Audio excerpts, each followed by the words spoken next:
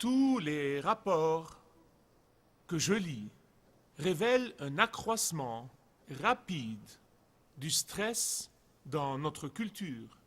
Il y a un accroissement rapide du stress dans notre culture. Le pourcentage de gens qui suivent un traitement contre le stress est en augmentation littéralement tous les jours sans exception. Et à part toutes les conséquences physiques et psychologiques de ce stress, il a son effet néfaste sur les familles et sur toutes les relations. J'ai l'impression, et c'est mon opinion personnelle, qu'il y a une corrélation directe entre le stress et le temps que nous passons à genoux dans la prière. Qu'il y a une corrélation directe entre le stress et le temps que nous passons à communier avec Dieu, qu'il y a une corrélation directe entre le stress et la priorité que nous donnons à Dieu dans nos vies. Il y a une corrélation entre le stress et l'alignement de notre volonté sur la volonté de Dieu, entre le stress et l'infidélité à Dieu, entre le stress et la vie égocentrique. Hudson Taylor, un des grands hommes d'État missionnaires d'antan, a dit ce qui suit. Il a dit « Peu importe l'intensité de votre stress, ce qui importe vraiment, c'est là où vous mène ce stress. S'il s'interpose entre vous et Dieu, ou s'il vous rapproche davantage du cœur de Dieu. » En fait, j'ai vu et j'ai observé pendant mes 4 décennies de ministère le grand nombre de personnes qui essayent de se libérer du stress. Et il y a beaucoup de techniques dans le monde, il y a beaucoup de livres pour nous aider à traiter le stress. Personnellement, j'ai lu plusieurs livres sur ce sujet et je suis pour tout ce qui est dans ce domaine. Je ne suis pas là pour critiquer ces techniques, mais j'ai aussi constaté que la plupart de ces techniques sont temporaires. Les gens qui essayent d'échapper au stress dans la vie peuvent y arriver temporairement. Mais je témoigne, et je sais que c'est le témoignage de centaines, voire de milliers de personnes qui sont ici ou qui nous regardent à la télé. Nous témoignons tous que le stress dans la vie peut être une occasion merveilleuse où Dieu nous rapproche davantage de lui. Ce peut être pour nous une occasion merveilleuse de passer de bons moments avec Dieu. C'est une période merveilleuse pour comprendre et assimiler ce que veut dire communier vraiment avec Dieu. Parce que quand vous passez des moments avec Dieu dans sa parole, il vous révélera sa volonté, il vous révélera son plan pour votre vie. Et quand vous prenez ce plan et la volonté de Dieu pour votre vie et vous lui obéissez et vous commencez à aligner votre volonté sur sa volonté et non pas l'inverse, vous vous libérez du stress et c'est une libération permanente. Le problème de tant de gens aujourd'hui, je l'ai vu et vous l'avez vu vous-même, c'est qu'ils prient de la mauvaise façon. Vous dites, Michael, y a-t-il une mauvaise façon de prier? Absolument, lisez l'épître de Jacques. Il parle de toutes les mauvaises façons de prier. Les gens prient de la mauvaise façon en pensant que la prière, c'est réciter votre liste de souhaits. Donne-moi ceci, Dieu, donne-moi cela, Dieu, donne-moi ceci, Dieu. Puis ils raccrochent au nez de Dieu et continuent leur chemin. Il y en a d'autres qui prient et pensent que leur prière est un moyen de forcer la main de Dieu dans le but de l'amener à faire ce qu'ils veulent. En fait, il y a des gens qui pensent que la prière, c'est souhaiter quelque chose très fort et ils croient que c'est ça la foi. Il y a des gens qui prient de la mauvaise façon en pensant que la prière vainc la réticence de Dieu à faire ce qu'ils veulent qu'il fasse. C'est une fausse compréhension de la prière. Quand nous comprenons que la prière est une question de volonté et non pas une question d'émotion ou même une question de pensée, quand nous comprenons que c'est une question de volonté, nous nous unirons dans la prière à chaque occasion. Quand nous comprenons la puissance de l'accord dans la prière, quand nous comprenons vraiment la puissance de la foi que Dieu libère en nous quand nous prions, si nous comprenons le désir du cœur de Dieu de voir ses enfants unis dans la prière, si nous pouvons comprendre comment la prière aligne notre volonté sur sa volonté et non pas l'inverse, à ce moment-là, nous démarrerons un mouvement de prière qui bouleverserait littéralement notre ville, qui bouleverserait notre nation et qui bouleverserait le monde. Il y a tant de politiciens, ça et là, qui parlent du changement. Ils veulent amener un changement. Nous les avons entendus auparavant et ils ne peuvent jamais amener de changement. Ils disent que nous avons besoin de changement, mais écoutez-moi bien. Vous savez, et je sais, si vous connaissez Jésus, vous savez que le vrai changement ne vient pas du gouvernement, que le vrai changement ne vient pas des politiciens, que le vrai changement ne vient pas de la politique, que le vrai changement ne vient pas de la législation, que le seul changement dont nous avons désespérément besoin dans ce pays, c'est les cœurs changés des hommes et des femmes qui peuvent changer et ramener ce pays à Jésus-Christ. Maintenant, ne me comprenez pas mal, je ne dis pas que nous devons rester là à ne rien faire et nous contenter de prier, je ne dis pas ça, ne me comprenez pas mal, je suis un activiste. Je prie que Dieu nous suscite des hommes et des femmes pieux qui craignent Dieu, qui se présenteraient aux élections et changeraient quelque chose dans la vie politique. Mais avec tout ça, ce n'est que quand le peuple de Dieu commence à se mettre à genoux et à aligner sa volonté sur la volonté de Dieu que nous verrons vraiment la foi dont nous parle la Bible comme nous l'avons jamais vue auparavant. À ce moment-là, nous pourrons voir comment la puissance de Dieu produit en nous le vouloir et le faire. Mais tant que nous pensons que nous pouvons changer les choses, que nous pouvons amener le changement, Dieu dit, d'accord, allez-y, foncez autant que vous voulez. Bien-aimés, je vais vous dire que le genre de changement que nous amenons ne peut qu'amener des calamités et des conséquences désastreuses, non seulement sur cette génération, mais encore sur les générations à venir. Laissez-moi vous donner un exemple, une illustration biblique de ce que j'essaie de vous dire. Quand le peuple de Dieu est sorti de l'esclavage d'Égypte et est allé dans le désert, Dieu leur apprenait à sortir du style de vie païen qu'ils menaient depuis si longtemps, 400 ans. Et il leur apprenait ce que veut dire demander le pardon, ce que veut dire offrir le sacrifice. Et Dieu, pour sa part, envoyait le feu pour accepter ce sacrifice et pour leur assurer qu'il a exaucé leurs prières, qu'il leur a pardonné leurs péchés. Et Dieu a dit à Moïse, oins ton frère Aaron et ses fils, les Lévites, pour se faire prêtres. Vous voyez, c'était dans l'Ancien Testament. C'était les Lévites qui étaient les prêtres qui intercédaient pour le peuple auprès de Dieu. C'étaient les intermédiaires. Mais Dieu merci, nous n'avons pas besoin de tels prêtres dans le Nouveau Testament, car la Bible nous dit que tous les enfants du Dieu vivant dans le Christ sont des prêtres. Tous les garçons et les filles qui sont dans le Christ, tous les hommes et les femmes, nous sommes des prêtres. Et nous avons le même accès à Dieu le Père. C'est ce que la Bible appelle la prêtrise de tous les croyants. Néanmoins, un jour, ces Lévites, les fils d'Aaron, ont offert un sacrifice à Jéhovah Dieu.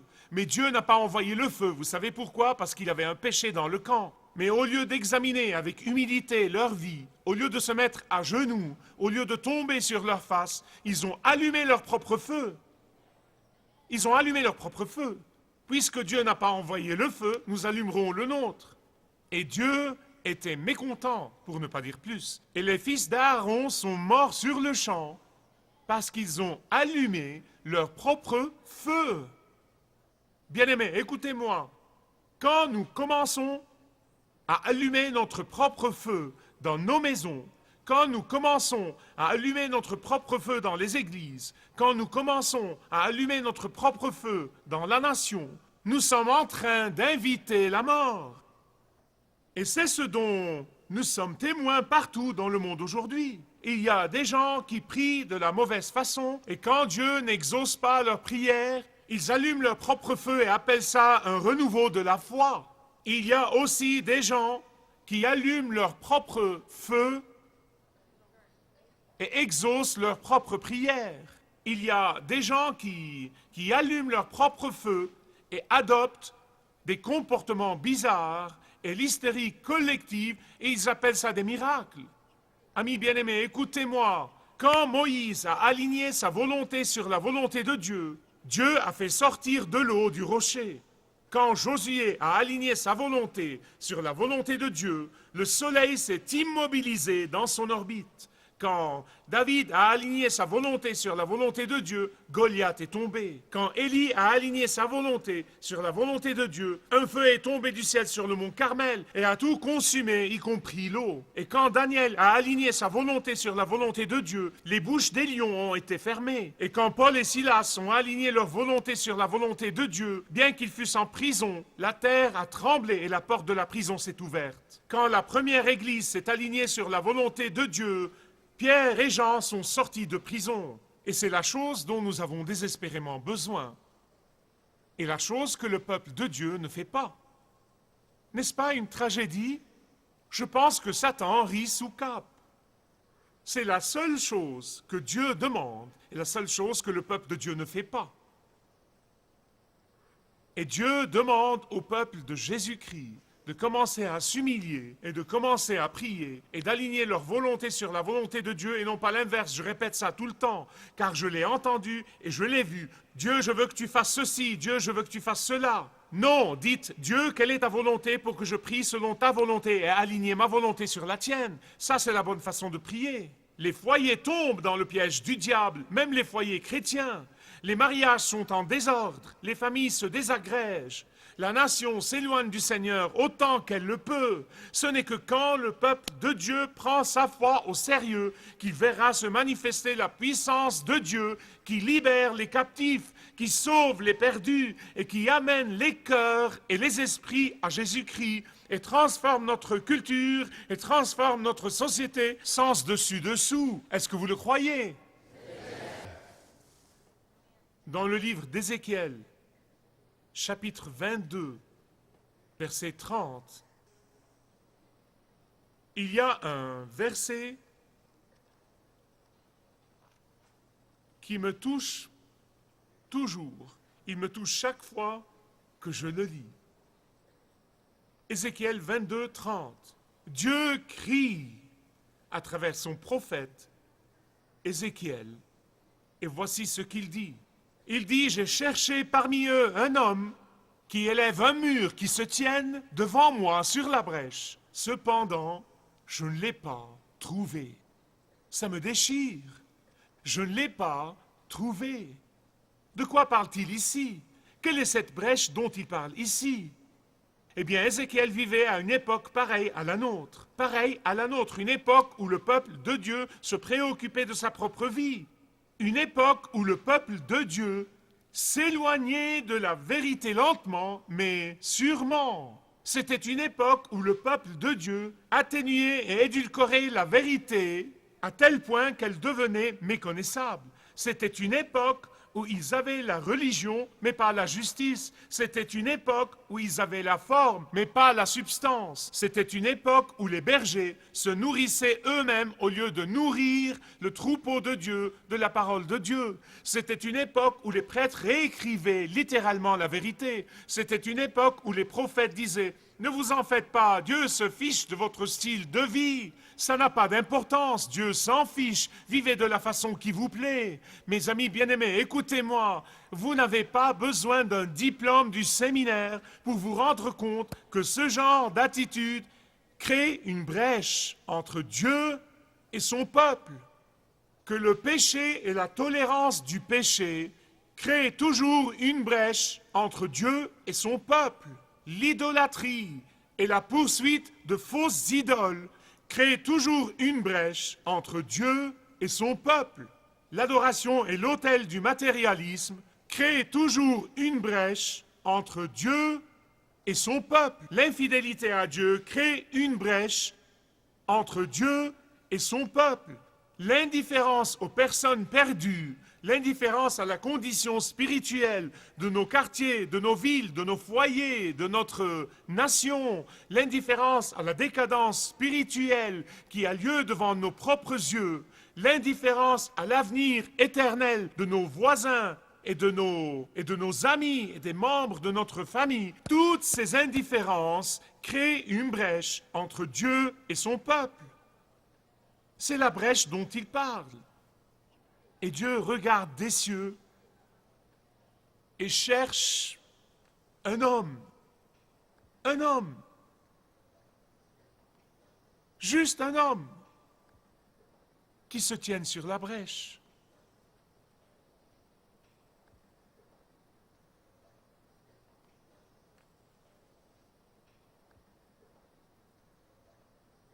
Il dit à Ézéchiel, Ézéchiel, y a-t-il quelqu'un qui se préoccupe assez de ses voisins perdus pour se tenir sur la brèche et intercéder pour eux? Y a-t-il quelqu'un parmi mon peuple qui soit prêt à sacrifier un après-midi, ou 2, ou 5, ou 10, ou 100 pour moi? Y a-t-il quelqu'un parmi mon peuple qui soit prêt à sacrifier son confort, et à sacrifier son bien-être, et à sacrifier son programme, et à sacrifier son argent, et à sacrifier son temps, et à sacrifier son énergie? Y a-t-il quelqu'un, juste un, une personne qui puisse prévoir les conséquences du manquement à la vérité de la part de la nation? Une personne qui puisse discerner et voir que le Saint-Esprit est en train de quitter nos rivages. Une personne qui puisse voir que notre nation se détourne du Dieu des pères fondateurs.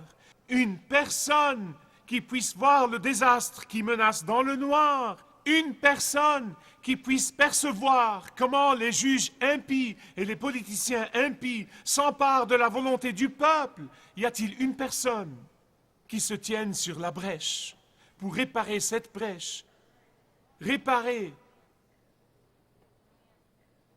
la séparation qui se produit? Y a-t-il une personne qui intercède pour les gens désespérés et qui ne savent pas qu'ils sont désespérés?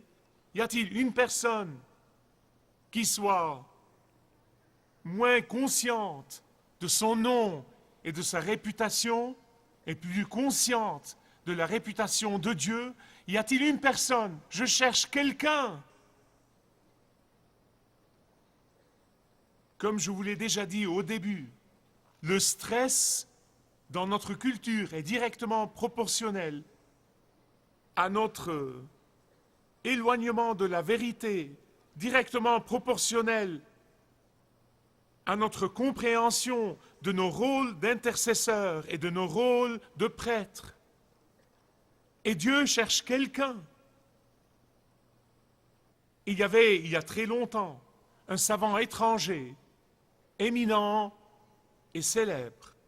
Et ce savant a fait une enquête qui a couvert tous les États-Unis, et il a dit qu'il a trouvé des variétés, en fait quatre variétés de perception partout dans les États-Unis, sans mentionner des noms ou des lieux.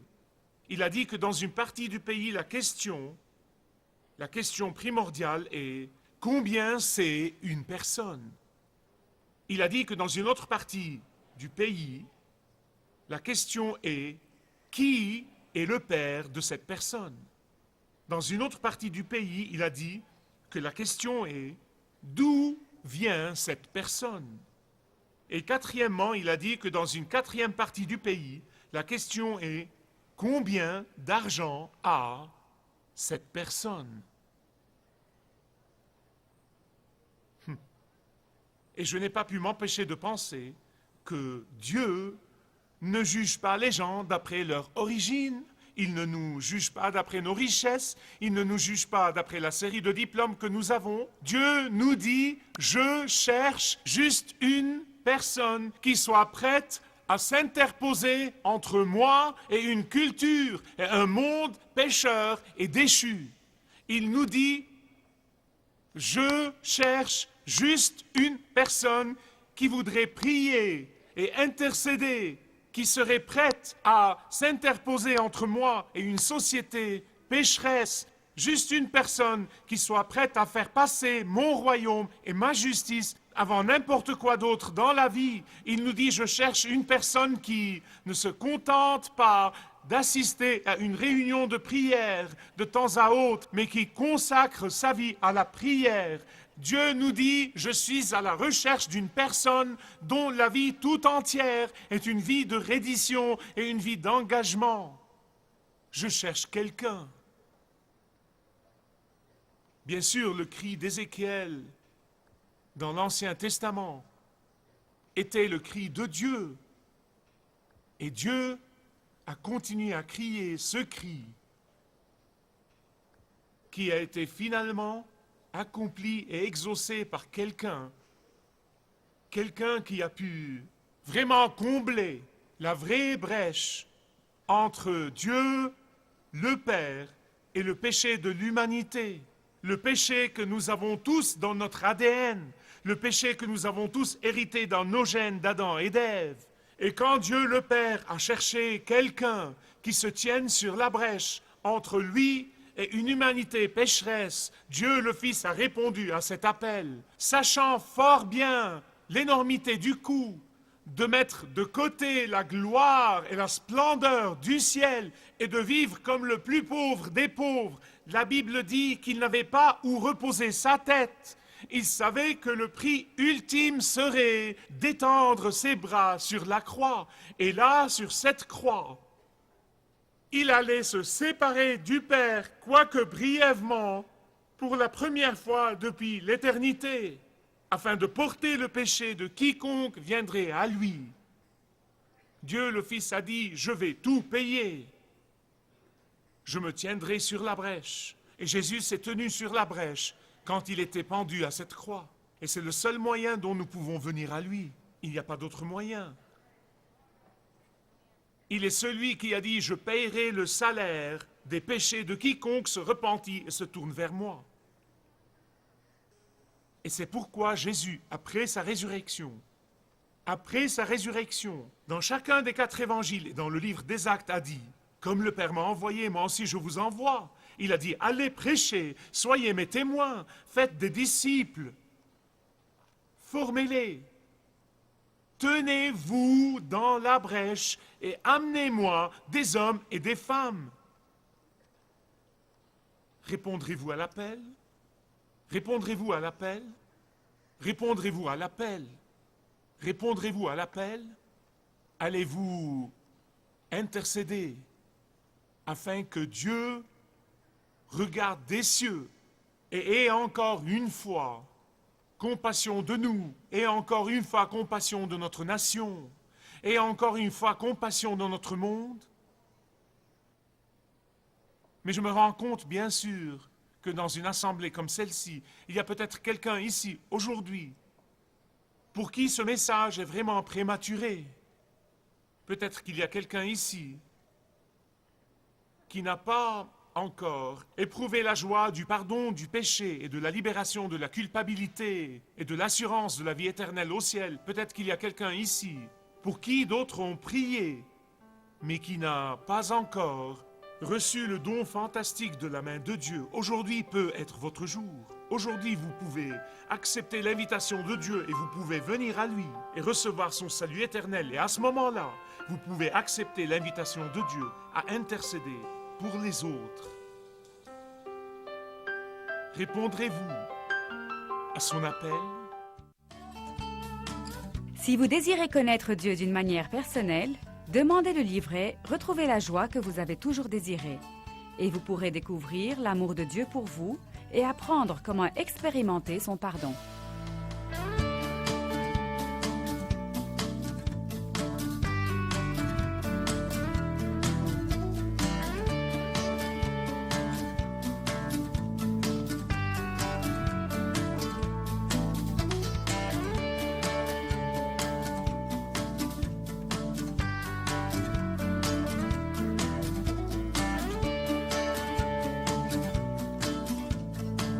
Si vous avez une relation personnelle avec Dieu et vous êtes intéressé à marcher plus intimement avec lui, Demandez le livret 7 pas sur le chemin de la foi qui vous guidera dans une relation plus profonde avec votre Père céleste. Demandez votre livret gratuit.